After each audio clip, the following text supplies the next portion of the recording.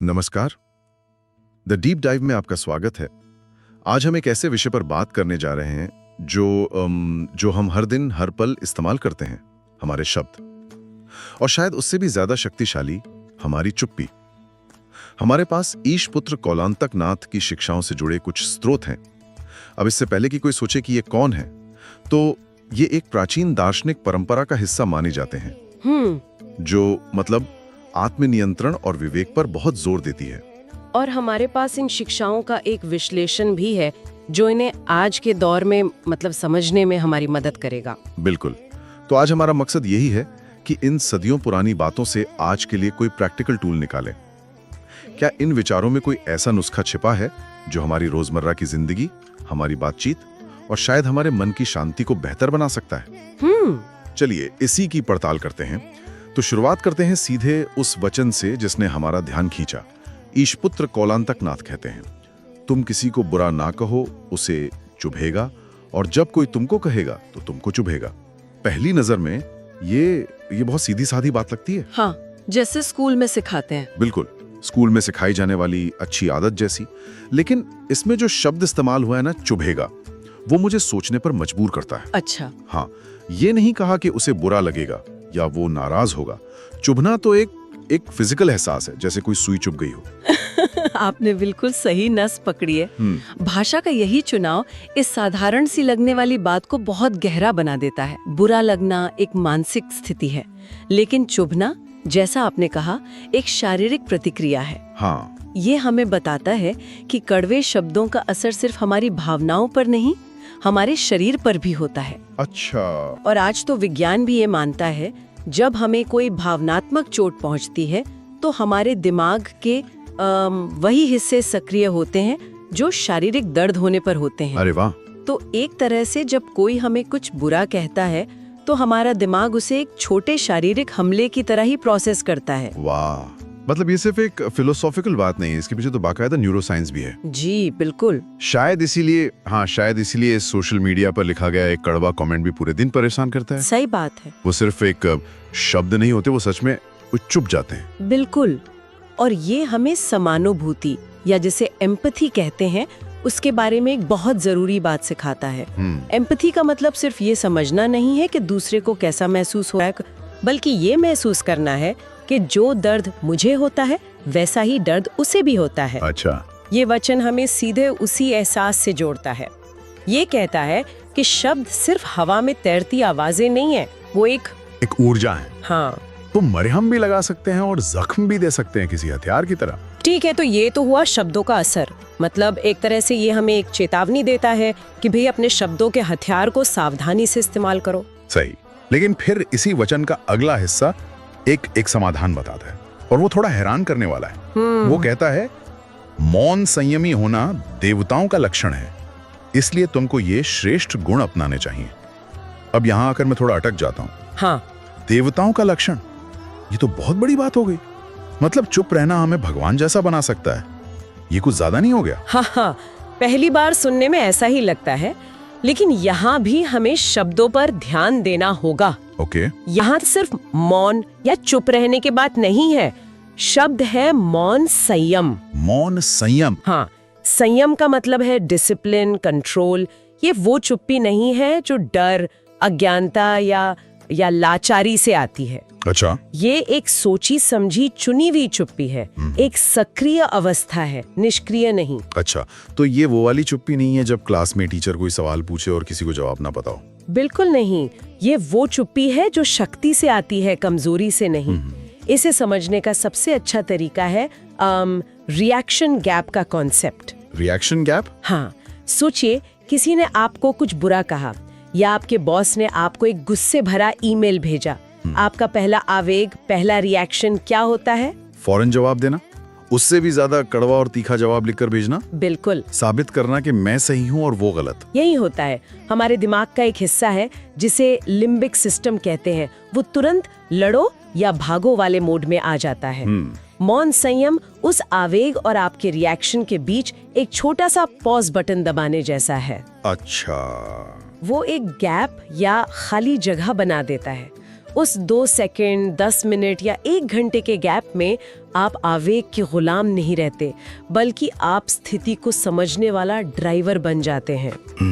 आप ठंडे दिमाग से सोच पाते हैं कि मेरा असल मकसद क्या है, इस लड़ाई को जीतना या इस मसले को सुलझाना। समझ गया। तो ये एक तरह का इमोशनल ब्रेक है। ये वो पॉज है जो हमें एक बेवकूफी भरा काम करने से रोक सकता है। जी, मतलब ये तो एक दिमागी सुपर पावर जैसा है। आप इसे सुपर पावर कह सकते हैं, और शायद इसीलिए इसे देवताओं का लक्षण कहा गया है। अच्छा। यहाँ देवता का मतलब आसमान में बैठे किसी भगवान से नहीं, बल्कि उस इंसान से है जो अपने मन, अपने आवेगों का गुलाम नहीं, बल्कि मालिक है। मालिक है। हाँ, जो बाहरी घटनाओं से नियंत्रित नहीं होता, बल्कि अपनी आंतरिक स्थिति को खुद नियंत्रित करता है। यही तो श्रेष्ठता है। आप देखिए, लगभग हर आध्यात्मिक परंपरा में ज्ञानियों और गुरुओं को कम बोलते हुए ही दिखाया जाता है। हाँ, ये बात तो है। उनका मौन उनकी शक्ति होता है। ये बात तो है। जब कोई ऐसा इंसान जो आमतौर पर शांत रहता है, कुछ बोलता है तो सब ध्यान से सुनते हैं। बिल्कुल। उसकी शब्दों में वजन होता है।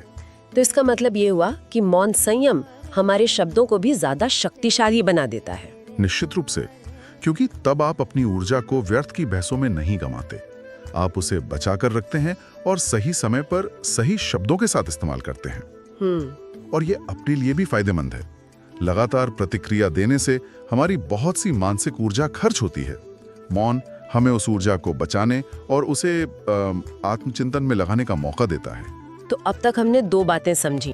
पहली कि कड़वे शब्द सच में सुई की तरह चुभते हैं, और दूसरी कि मौन संयम उस चुभन पर फौरन रिएक्ट करने से रोकने वाला एक रिएक्शन गैप है, या एक सुपर पावर। हाँ।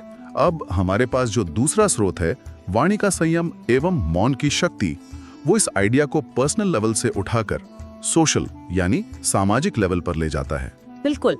वो विश्लेषण कहता है कि इन उपदेशों का उद्देश्य समाज में संवेदनशीलता बनाए रखना है। एक बहुत जरूरी बात है। बहुत जरूरी। सोचिए, अगर हर व्यक्ति इस रिएक्शन गैप का इस्तेमाल करने लगे तो हमारे समाज का क्या होगा।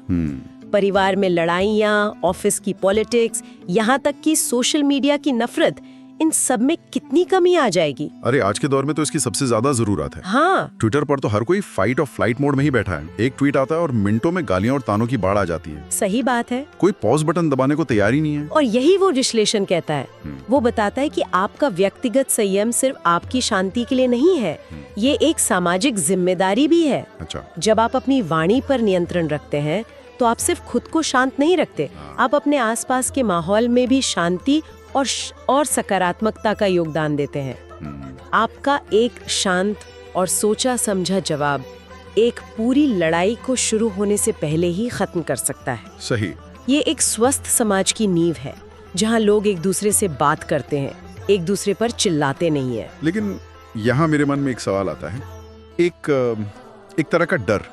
बताइए। अगर हर कोई हर मुश्किल स्थिति में मौन संयम का अभ्यास करने लगे तो क्या ये एक तरह की निष्क्रियता या उदासीनता को जन्म नहीं देगा? अच्छा सवाल है। मतलब अगर कहीं कुछ गलत हो रहा है, कोई अन्याय हो रहा है, तो वहां चुप रहना तो वो तो कायरता कहलाएगी, देवताओं का लक्षण नहीं। ये एक शानदार सवाल है और इस शिक्षा का सबसे जरूरी पहलू भी। जैसा मैंने पहले कहा, ये शिक्षा मौन की नहीं, मौन संयम की है। संयम का अर्थ है विवेक, ये जानना कि कब बोलना है और कब चुप रहना है। हर स्थिति में चुप रहना मूर्खता हो सकती है। सही बात है। जहाँ अन्याय हो रहा हो, जहाँ किसी कमजोर को आपकी आवाज की जरूरत हो, वहाँ बोलना आपका धर्म है। तो फिर फर्क कैसे करें? कब हमारा मौन शक्ति है और कब वो कमजोरी बन जाता है? इसका जवाब उस रिएक्शन गैप में ही छिपा है। अच्छा। जब आप उस पॉज का इस्तेमाल करते हैं तो आप खुद से सवाल पूछ सकते हैं, मेरा चुप रहना किस इरादे से आ रहा है? क्या मैं डर की वजह से चुप हूँ?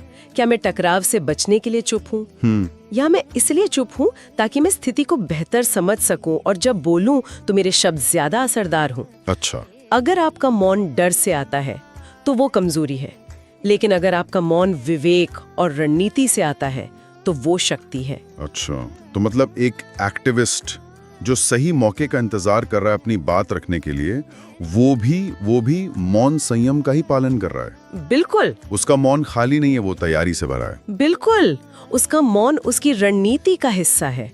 वो अपनी ऊर्जा को छोटी मोटी झड़पों में बर्बाद नहीं कर रहा, ताकि जब मुख्य लड़ाई का समय आए तो वो पूरे बल से अपनी बात रख सके। सही। यही मौन को एक शक्तिशाली साधन बनाता है, जैसा कि हमारे स्रोत के विश्लेषण में कहा गया है। ये सिर्फ शब्दों का अभाव नहीं है, ये एक सकारात्मक शक्ति है जिसका इस्तेमाल दुनिया को बेहतर बनाने के लिए किया जा सकता है। मतलब ये आपको स्थिति का गुलाम बनने से बचाकर उसका मालिक बनाता है। बहुत खूब। तो कुल मिलाकर आज की इस चर्चा का सार यह है कि ईशपुत्र कौलांतक नाथ की शिक्षाएं हमें एक बहुत ही प्रैक्टिकल लाइफ स्किल सिखाती हैं।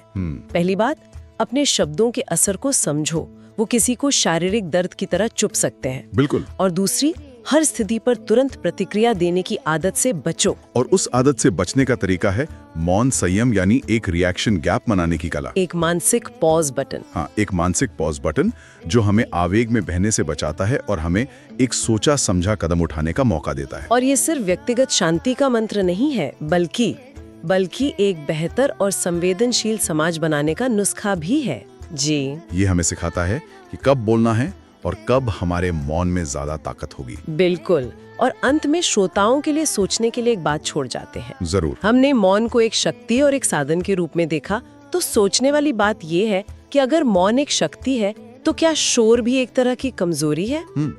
ये दिलचस्प है। क्या जो इंसान बहुत ज्यादा बोलता है, हर बात पर अपनी राय देता है, वो असल में अंदर से असुरक्षित महसूस कर रहा है? अच्छा। क्या उसका लगातार बोलना अपने अंदर की किसी खामोशी या किसी डर को दबाने की कोशिश है? वाह। इस नजरिए से जब हम दुनिया को देखेंगे तो शायद लोगों की बातों और उनकी चुप्पी के मायने ही बदल जाएंगे।